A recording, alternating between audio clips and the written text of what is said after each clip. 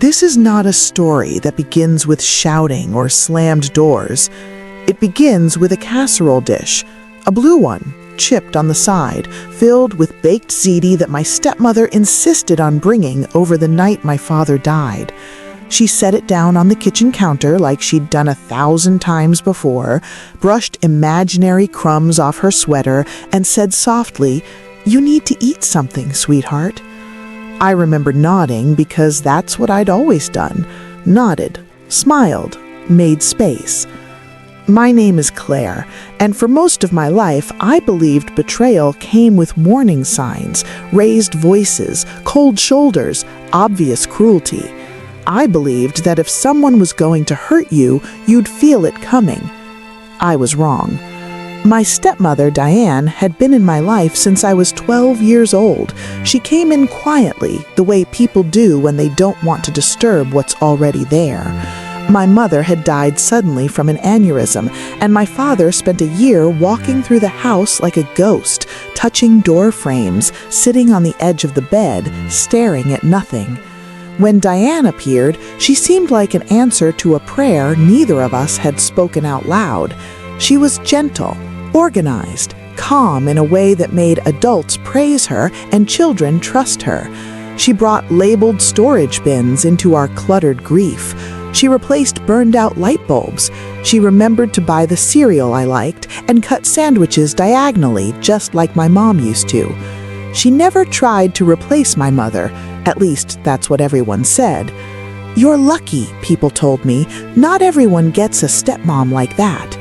I believed them. For years, Diane played the role perfectly. She attended school plays, helped with college applications, sat in the front row at my graduation clapping like she was afraid she might miss a moment. She cried when I moved out. She hugged me tight when I got engaged. And when my father started getting sick, she was the devoted wife everyone admired. He didn't die suddenly like my mother. He faded. Cancer is cruel like that. It takes its time, rearranging everything in your life while pretending it isn't in a hurry. Diane became his caretaker. She handled medications, appointments, insurance calls. I lived 3 hours away by then, with a job and a fiancé and a life I'd carefully built on the assumption that my parents would always be there in the background. I visited as often as I could. Every time I came home, the house felt quieter, heavier. Diane would greet me with tired smiles and whispered updates. "He had a good night," she'd say, or "He's resting now." Let's not wake him. I trusted her. The night my father died, Diane called me at 2:14 a.m. Her voice was steady, too steady. "He's gone, Claire," she said. "I'm so sorry." I remember sitting on the edge of my bed, phone pressed to my ear, staring at my sleeping fiancé like he existed in another world. I remember saying, "I'll come right now," and Diane replying, "There's no rush, sweetheart. He's at peace." That should have been my first clue. The days after the funeral blurred together the way grief often does. Flowers, cards, casseroles.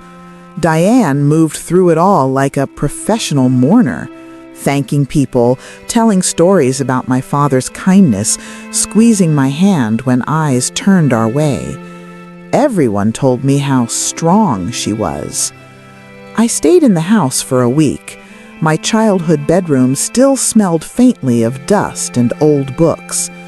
Diane insisted I keep sleeping there, said the guest room felt too impersonal. One afternoon, while she was out grocery shopping, I wandered into my father's office. It was untouched. Desk neat, papers stacked, his leather chair pushed in just enough to suggest he'd be coming back. I don't know what I was looking for.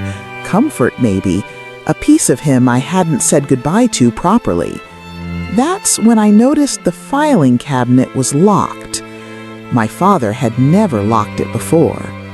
I mentioned it casually that evening while Diane stirred soup on the stove. "Oh, that?" she said lightly. Just old financial stuff. I'm organizing it. You know how your dad was. Paper everywhere. I nodded. Again. I flew back home 2 days later, carrying grief and guilt and a growing sense of unease I couldn't name. A month passed, then 2. Diane called occasionally, always cheerful, always busy. She talked about downsizing the house, about simplifying things. One afternoon, she said, "I met with the lawyer today." My stomach tightened. "Oh?" "Yes," she replied, "just tying up loose ends. Your father wanted things to be easy." That was the moment something inside me shifted. "Did he leave a will?" I asked. There was a pause, barely a second, but I heard it. "Of course," Diane said, "we'll go over everything soon." Soon turned into never. Emails went unanswered, calls went to voicemail. When Diane did pick up, she sounded distracted, rushed. Finally, I drove down unannounced one Saturday morning. Her car was in the driveway. The house looked different. New curtains, different welcome mat, like I was visiting someone else's home. Diane opened the door with surprise that didn't quite reach her eyes. "Claire, you should have called." "I wanted to see you," I said. "And talk?" She smiled tightly. "Come in." We sat at the kitchen table, the same table where my father used to drink his coffee every morning. Diane poured tea, hands steady. "I haven't heard anything about Dad's will," I said carefully. She sighed. "This is hard for me too, you know." "I know," I said, "but I'm his daughter." Her eyes flicked up, sharp and calculating for just a fraction of a second before softening again. "Your father trusted me," she said. "He wanted me to handle things." "Handle what?" I asked. She folded her hands. "Everything." The room felt smaller. "I think I should see the documents," I said. Diane leaned back in her chair. "Claire, you're emotional right now. This isn't the time." That was the moment the mask slipped. Not completely, just enough. I left that day with nothing resolved and a pit in my stomach that refused to go away. 2 weeks later, I received a letter from a law office. Inside was a copy of my father's will, dated 6 months before his death. Everything, house, savings, investments, left to Diane.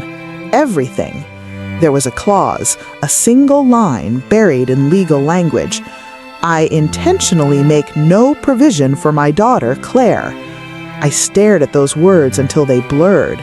My father would never have written that. Never. I called the lawyer immediately. He sounded polite, distant. "Your father was of sound mind when he signed," he said. "Your stepmother was present." Of course she was. I confronted Diane that night. She didn't deny it. "He wanted to protect me," she said calmly over the phone. "You have your own life, a fiancé, a career." "That's not protection," I said. "That's erasing me." She exhaled. "You wouldn't understand." That was the night I stopped crying. Grief hardened into something else, something sharp and focused. I requested my father's medical records. It took time, paperwork, persistence. What I found made my hand shake. In the months before the will was signed, my father had been on heavy pain medication. Records showed confusion, memory issues, notes about impaired judgment. I hired my own attorney. The case dragged on for a year. Diane fought hard. She painted me as greedy, distant, ungrateful. She cried in court. She spoke about devotion and sacrifice. People believed her, until they didn't. Emails surfaced, messages between Diane and the lawyer discussing timing, notes about when my father was clear enough to sign, bank statements showing transfers I'd never known about. The judge ruled the will invalid. Everything reverted to the previous version, the one my father had written years earlier, the one that left the house to both of us. Diane didn't look at me as the ruling was read. She moved out within a month. The house felt empty in a different way after she left, like a storm had passed through and taken something with it. I kept the blue casserole dish. It sits in my kitchen now, a reminder that betrayal doesn't always come loud. Sometimes it comes warm, smiling, and carrying dinner. If you're still watching this story unfold, take a second to like and subscribe. Stories like this remind us that family isn't just who shares your blood or your last name, it's who tells the truth when it matters. Years have passed since then. The house is sold. I'm married now. Sometimes I still think about Diane, not with anger, but with clarity. She didn't just betray me, she underestimated me, and that, in the end, made all the difference. If this story resonated with you, if it made you think of your own experiences with trust and betrayal, don't forget to like, subscribe, and share. There are more stories waiting to be told, and sometimes telling them is how we take our power back.